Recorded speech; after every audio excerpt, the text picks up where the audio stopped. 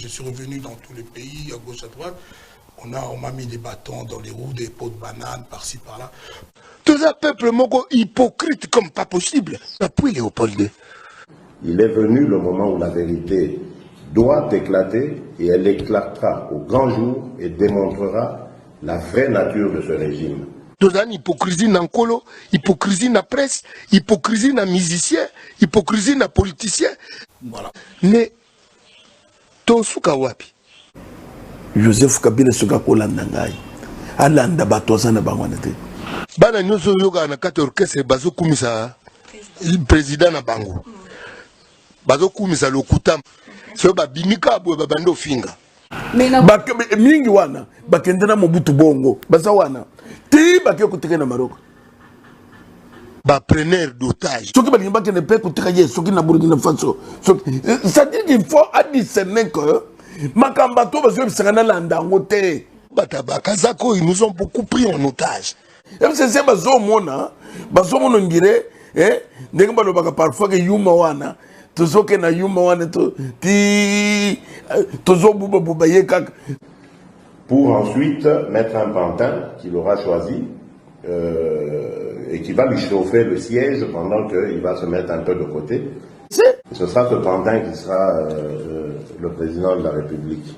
C'est comme ça que nous sommes tous dans makambo. Ah, Maël était monté au sala. Ah, beau sentiment, il y a émotion, il y a des bandes à Massano. C'est ainsi que non, il faut tout y accord. C'était quoi d'abord l'accord? Pour un mariage, on donne toujours des vaches. Et donc nous avons décidé de donner 30 vaches. Papa Simaro, baso beta masolo ke faut mabunza. Donc si le lobo est baraté sur le corps, nous allons. Seulement renforcer les liens entre les Kivu et les Rwanda. Mais de façon grandiose. Assez personnes au sommet de l'État congolais qui ont conclu je ne sais quel pacte avec les Rwandais. Le peuple est pris en otage. De dédire ce pacte parce que ça ne peut pas continuer. Maintenant, il a mis le feu au pays. Ça avait commencé à Béni, ça arrive au Kasaï. Au Kasaï, son plan a échoué. Il a échoué. Voilà pourquoi vous voyez le scénario que nous appelons à la Poutine. Pour ensuite mettre un pantin qu'il aura choisi. Ce sera ce pantin qui sera le président de la République. Na Genève fait signer un accord, mais là il va trouver que c'est un accord tombé. To longa nanu. Oh yopé fait tomber. FCC quand tu fais tomber. Mais baimbo kabalobi accord on est tombé puisque FCC a la majorité et puis Cash a la minorité. Et Dieu merci. Prise en otage un banda penana nania. C'est vrai qu'on a chargé les FARDC, etc. Na roi Léopold II. Ouais. Yoka maman. Mboka nyonso bato bazakana majorité. Makambo ekende ko boité. Bato pe tozana ba olelo ba sa différence. Pas le peuple rwandais qui fait pleurer le peuple congolais. C'est celui qui a signé ce pacte avec des gens rwandais qui fait pleurer. Les gens ont besoin qu'on leur dise de belles paroles. Ah, Mukunzi a signé. Signature à Mukunzi. Signature à Mukunzi, on est aux salamate. Mais ce qui se fait contredit ses attentes de belles paroles. Mais ce que tout ça qu'on y tourne, est-ce que du temps de Kabila, lui pouvait accepter ça? Ce qui se fait contredit la flatterie quotidienne. Batunion Sosomon a besoin de le one. Parce que le président, inviolable, président, institution, président, il ne faut pas toucher au président. Minga Raïs. Ce n'est pas le peuple rwandais, c'est là la différence entre votre raisonnement et le mien. Il réclame qui est l'eau comme côté. Président Longo, tout ça, besoin de gouvernorat, tout ça, les locaux, c'était seulement une machine à tuer. Mais c'est parce que quelque part en amont, il y a une organisation des gens qui dirigent. Par contre, celui-là qui a eu la méchanceté de vendre notre pays, il est là. Les gens qui savent plus que moi le connaissent, ou les connaissent. Cette histoire, Nakasai, rébellion cause Salamapona et Kende Wapi. Donc il y avait une main noire des politiciens. C'est parce que je suis en train d'accuser les gens. Il faut tuer Babango. Makambo kene bongo te. Makambo na bisote lokole tozo sakana. Il est tranquille. Pourquoi on accable les musiciens alors que lui il est là, il est tranquille? Je pense pouvoir le dire au nom de tous les Congolais. Nous n'acceptons plus cet accord mystique, désastreux. Mais ceux-là, au sommet de l'autorité de notre pays, au sommet de notre pays, qui ont passé cet accord. Est-ce que maman ngana kolo makambo boye naneyo? Je n'aime pas répéter ce que j'entends, je préfère répéter ce que j'ai vérifié, ce que j'ai vu. Et ces milices sont instrumentalisées par Joseph Kabila et ses hommes.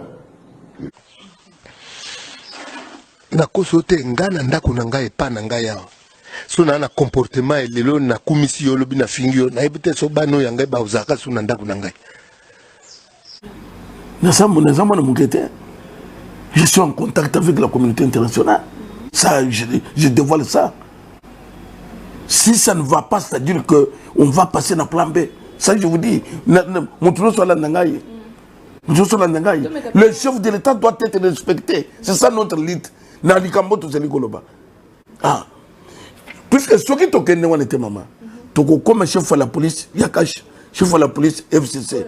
Chef de l'armée, Yakash. Puisque nous avons tout ce qui est dans notre.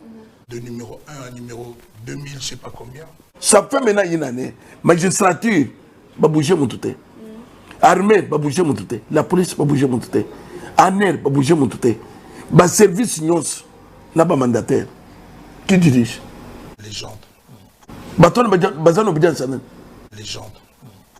Changement dans la police. Changement dans l'armée. Changement dans le service de sécurité. Changement dans la magistrature.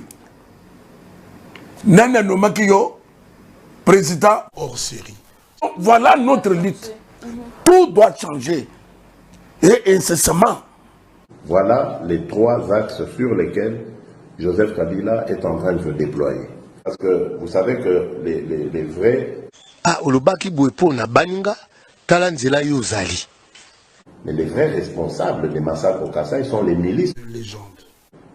Mais là, il se retrouve libre et ce sont ces troupes qui ont été emmenées, transposées au Kassai avec mission de tuer. Aujourd'hui, il y a des révélations parce qu'il y a quand même eu des... Il faut le savoir. Et les vaches là vont mettre bas et me donner chaque fois soit dîner, soit des veaux.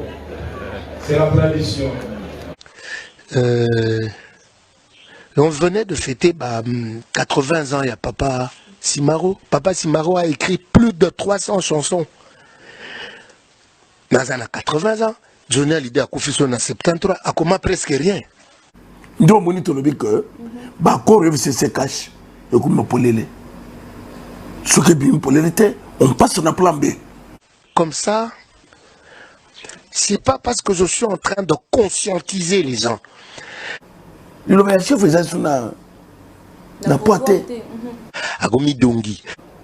Alors, il y a un moment où on dit que Lukuta. Je m'interdis de me taire parce que je serais me taisant moi-même aussi par rapport à moi-même. Chaque chose a son temps.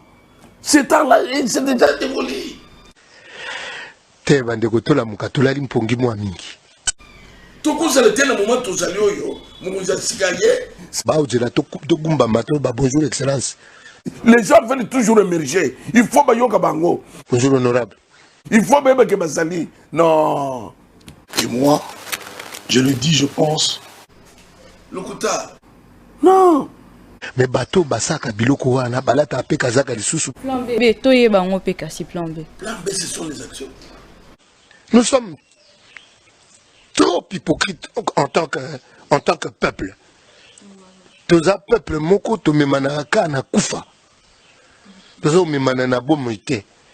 Et justifiera d'ailleurs notre position qui est de barrer la route à ce régime, de ne pas lui donner un jour de plus à la fin de cette année.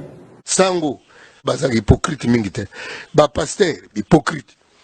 Les politiciens hypocrites. Bino na presse hypocrite. Bisakulu nandule tika. Après la fin de cette année qui va sceller donc l'accord, la fin de l'accord que nous avons signé le 31 décembre passé.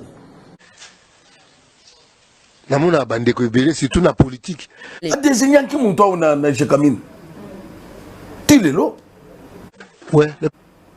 Alors, comme maintenant ils ne sont plus na commande. Ouais. Donc, à quoi qu'on salle, bah saboter balumino, on va vérifier un peu les textes. Est-ce qu'il a regardé bien les textes? Je l'ai déjà dit, moi je ne cours plus derrière rien du tout. Je n'ai plus rien à prouver. Comme ça simplement. Pour le bilan, c'est à vous de juger. Oui, exactement. Ouais. Il y a ce qu'il faut toyeba. Et l'on connaît n'angoba yo kanaki abato zako sakana na mukunzi du matin au soir. Baba, moi nana ko moniato. Asalo yangote. Asalo yangote. On se trouve que tout pour des bananes zèle. Tout ça n'a bien maman. Depuis quand Bomona, régime des hommes comme il peut menacer. Je veux dire des repentis peut-être parmi eux qui aujourd'hui se mettent à parler. Donc on se trouve que ça n'a pas Il y a des tribunaux internationaux où on livre des gens comme ça. Nous sommes en contact avec les avocats étrangers. Bientôt là ils vont venir ici pour nous aider. Na Nini Tozana Yango et droit de l'homme Tokusimba Yango. Affaire comme un ansapo, il y a les gens qui seront traduits en justice. Pourquoi il est tranquille? Pourquoi on accable les musiciens alors que lui il est là, il est tranquille? Il s'oppose par tous les moyens à une enquête internationale. Voilà. Les pères africains de ne pas accepter cette initiative d'une enquête internationale. Mais je crois que là aussi, ils perdront la bataille qui est en train de se dérouler maintenant aux Nations Unies, enfin à Genève, les Nations Unies de Genève. Ils perdront cette bataille parce que tout simplement, la vérité, on peut l'étouffer pendant longtemps, mais on ne peut pas l'étouffer tout le temps. Les félicitations du président Félix Tshisekedi. En même temps, il a protesté contre James. C'est-à-dire comment James a invité Kamere, mais il n'a pas invité le président Tshisekedi. Donc ça va me créer des petits problèmes. On va régler ça à travers le dialogue intercongolais. Il n'y a pas de problème. C'est-à-dire, je ne suis pas compétiteur. Les gens qui veulent avoir les numéros, ils n'ont qu'à prendre. Moi, je suis juste 2020.